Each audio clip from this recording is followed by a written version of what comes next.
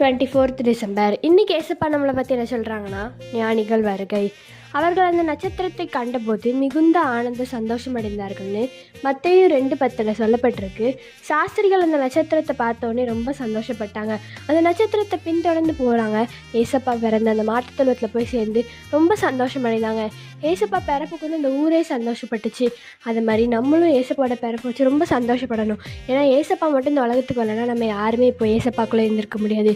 அவர் வந்ததுனால நம்ம அவருக்குள்ளே இருந்து இப்போ மிகுந்த சந்தோஷமாக நம்ம இருக்கிறோம். நம்ம ஞானிகள் வருக, அதாவது சாஸ்திரிகள் போய் அவங்க பார்த்தோன்னே ரொம்ப கொண்டாடினாங்க. ஏசப்பா பிறப்பை ஆடு மேய்ப்பர்கள், சாஸ்திரிகள் அப்படின்னு எல்லாருமே கொண்டாடினாங்க. அந்த ஊரில் இருக்க எல்லாருமே கொண்டாடினாங்க. ஏசப்பா பிறப்புக்கு ஒரு அர்த்தம் இருக்குது. அதனால நம்ம ஏசப்பாவோட பிறப்பை கொண்டாடுவோம். எல்லாருக்கும் advance happy Christmas. Bye truth of மெல்ஷி. Have a wonderful day.